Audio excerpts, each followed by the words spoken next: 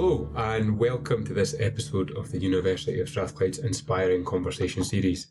I'm Manish Joshi, CEO of Strathclyde Students' Union, and in this episode of Inspiring Conversations, I'm delighted to be joined by John Waddell. John is one of the most experienced early stage investment managers in Scotland and was CEO of Archangel Investors, the leading Scottish angel investor group, for 10 years. After a career in legal practice in Edinburgh, and as a corporate general counsel working internationally in banking, merchant banking, John stood down as chief executive of Archangels in 2015 after having the role for 10 years. Since then, he's advised on a number of transactions in a private capacity and is presently chairman of 3 privately held companies. Actually, it's now 5. 5 private. There you go. Our bio's out of date, and a non-exec director on at least 2 more. Yeah. Yes.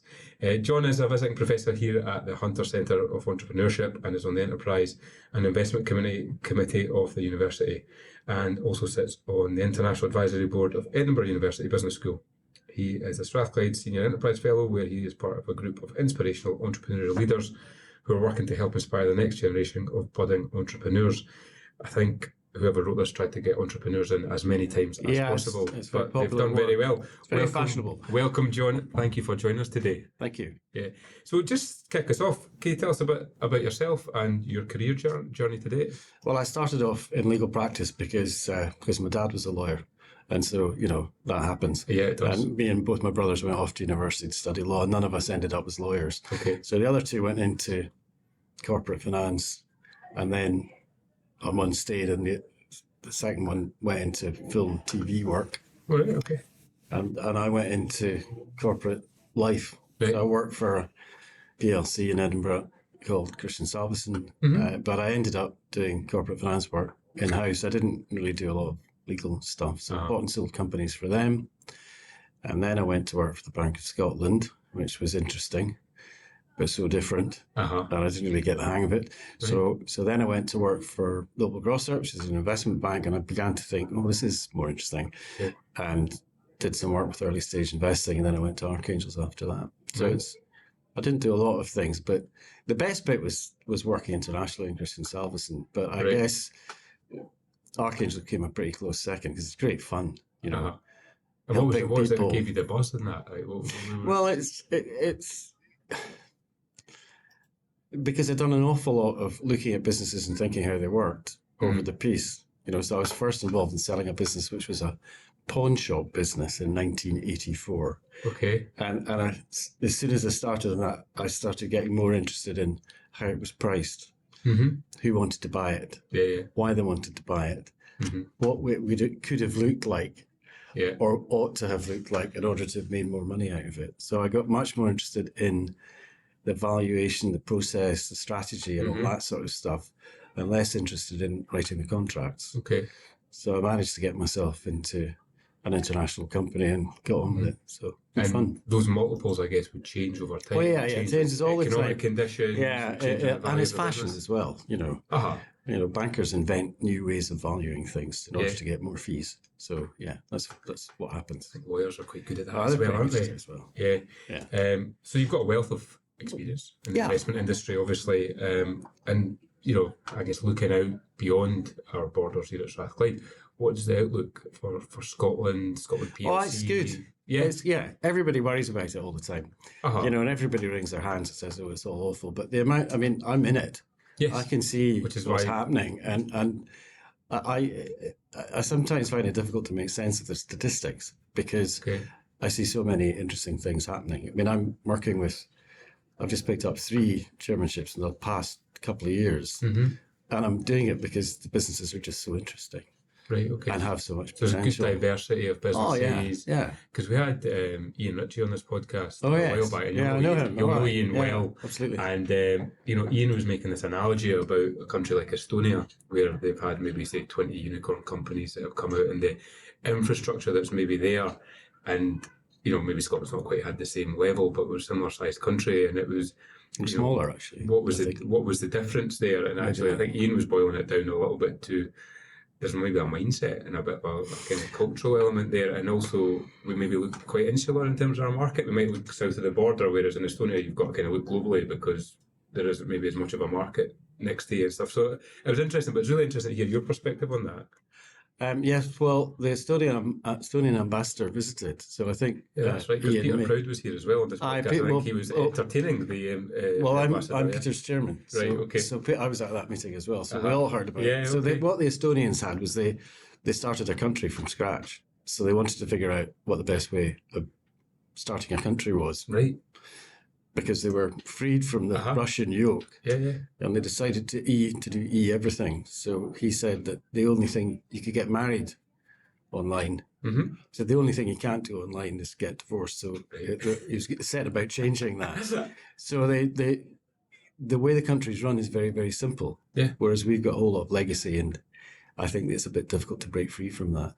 Mm-hmm. I'm not suggesting any political motivations we don't need at all. to go down the It doesn't interest me very much. But in terms of what's actually happening on the ground, I think we've every reason to be excited about the prospects. And how's it fair to the rest of the UK then?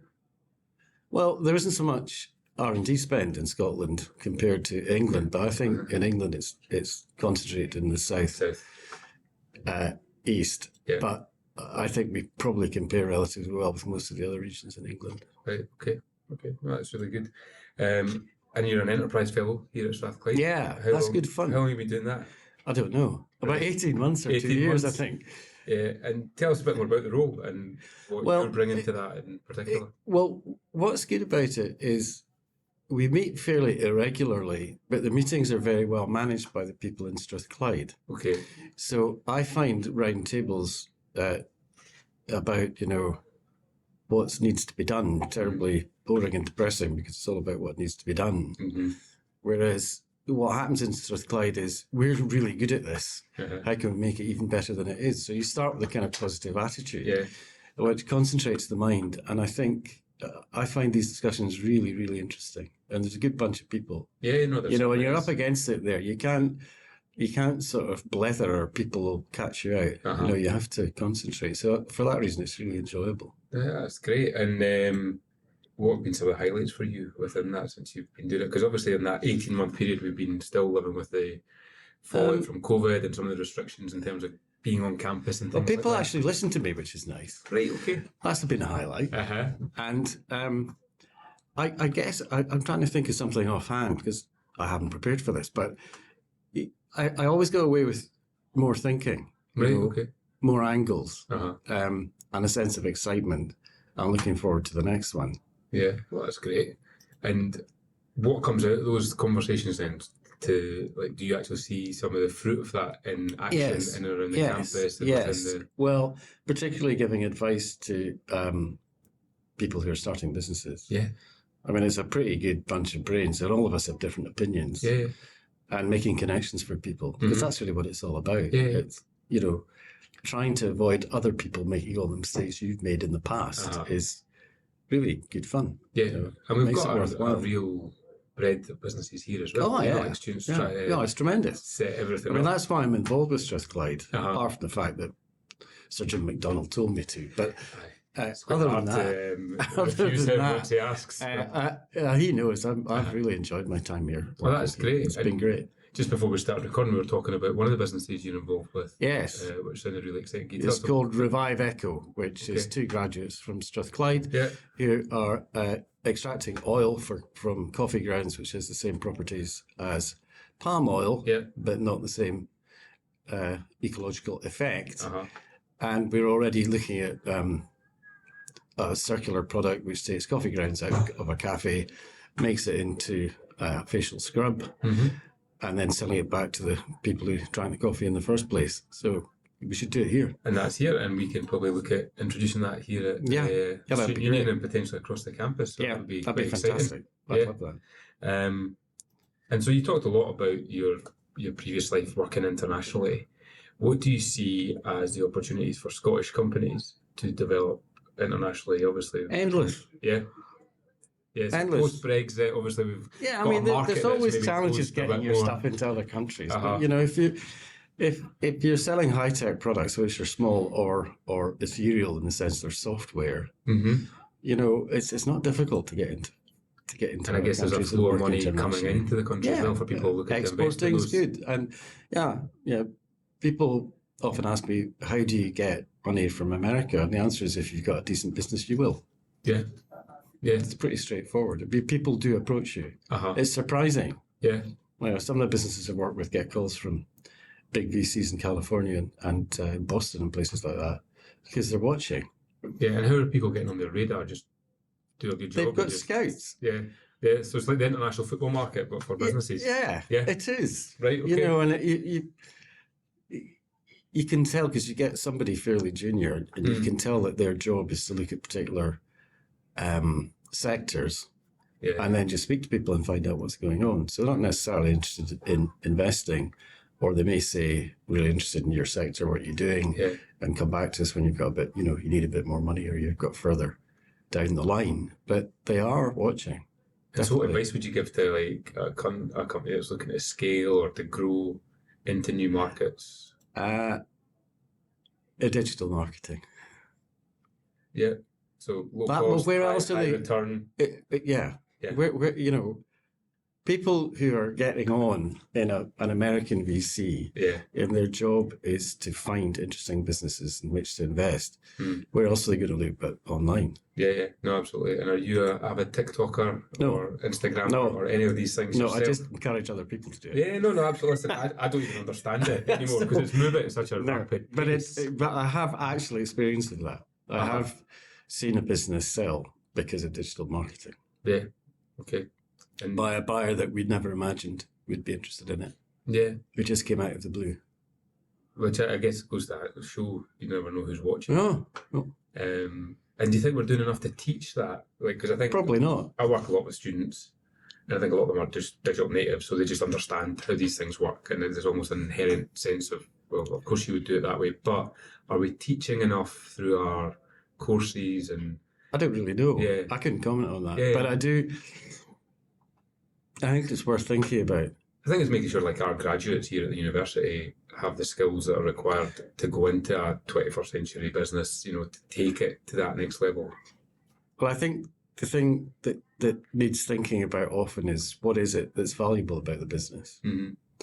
And often people say, well, what's the output? What does it do? Mm-hmm. But that's not necessarily what's valuable. It may be how you do it that's valuable. Yeah. So if you look at Revive Echo, the output is stuff to make cosmetics with, but how they do it is where the value is, if you think about it. So, there's no right way of looking at anything. Mm-hmm. So it needs imagination and creativity. Yeah. And do you think we teach enough of that in Scotland? I don't think know. about our school system and... I don't know. I mean, you're being provocative, but I think what's really important is not so much a learning thing, is having an absolutely open mind about everything. Mm-hmm. Because in these early stage markets where you're not terribly sure what's going to happen, you just have to use your imagination to kind of figure out what is likely to happen and where it's likely to go. And that's where the value lies, and that's what's exciting. Yeah. Now, your positivity is quite infectious, John, because I think we live in a world that is quite... it's quite challenging.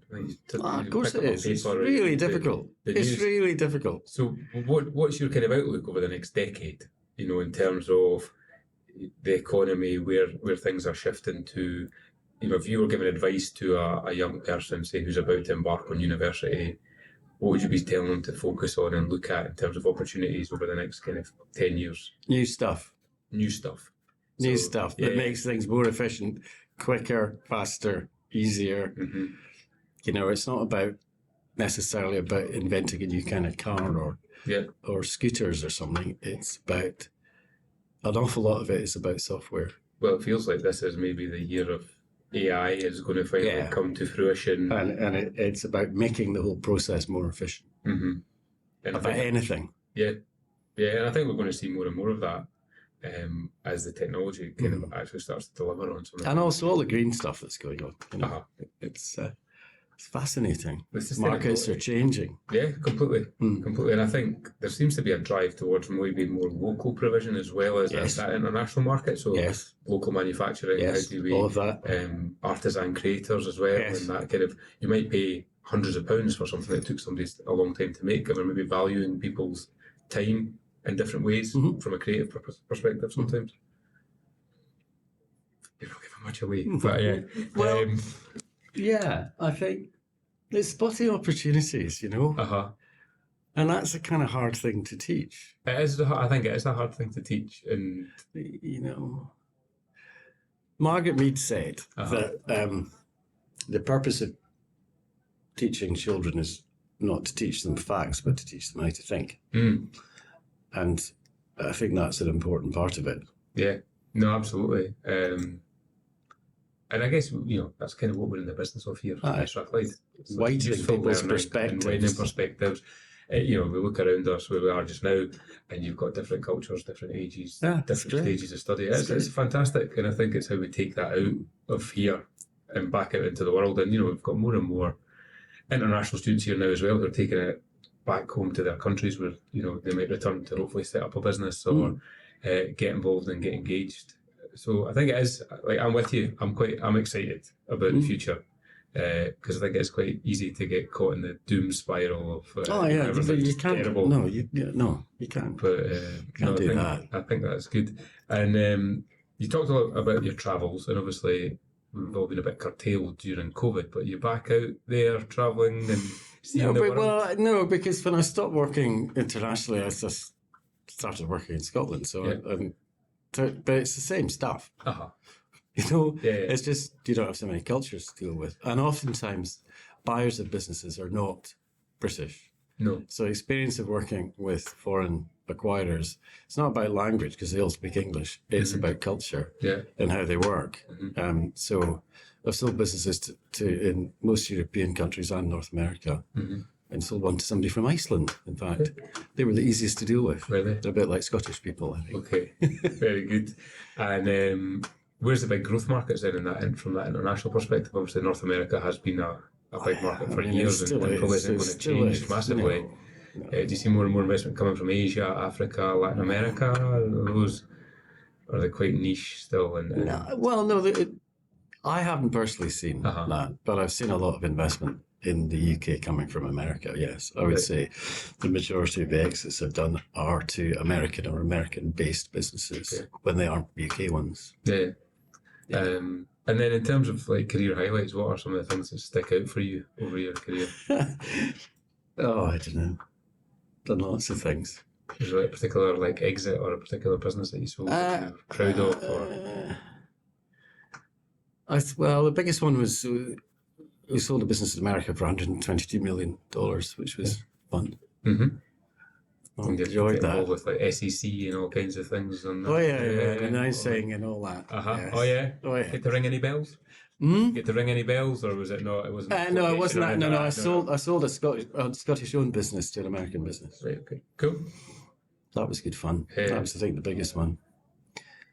And I bought a business in England for somebody for $94 million. Right, okay. But I suppose the ones I've enjoyed the most were the Archangels ones, where I was involved with the business in some cases from the start. Right, from the start. And tell us a wee bit about that then. So, because I guess for a lot of people who listen to this podcast, that's their trajectory, that's their path. Well, Touch Bionics is an artificial hand business that started in Edinburgh, and when I got involved with it, when I joined Archangels, at 2.5 full-time equivalents in our basement. Okay. And when we sold it in 2016, having first invested in about 2002, I think, it had 110 people in it.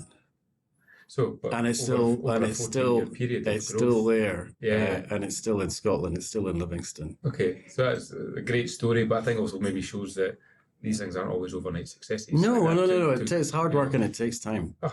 And I think sometimes we live in a culture where there's a lot of kind of instant gratification in the sense that people make it straight away, and I think nobody ever sees the hard work. No, it's much, much harder than you would think. Yeah, absolutely. It's hard work. That's probably one of the things that comes out from doing this podcast is, there's maybe a glamorous side to entrepreneurship that we see in the media, people living certain lifestyles, but I think there's a whole side of it about bootstrapping your business and working 2 or 3 jobs to keep the lights on and all kinds of stuff that people don't always see. No. But it's the reality for the reality is it's very hard work, but the rewards are tremendous. Not just financial. It's not really necessarily about that. Creating something that works. I think there's that sense of creating something, and then the freedom as well that maybe comes from being a master of your own destiny to some extent. Yeah, definitely. Yeah, and I think we're definitely seeing more and more students who are even showing up with business with the university with their own side hustle or business. But I think that's great. I mean, the more people that have the belief and the understanding that that's possible, the better. I think so. The more startups, the better. Just full stop. Yeah, totally. What was the kind of size of Scotland's startup community? Do you know that? I don't know. No. I think one of the I don't think it's necessarily size that distinguishes Scotland. I think it's so connected. Yeah. Everybody knows everybody in the early stage business in Scotland, and I think that's a strength. Yeah.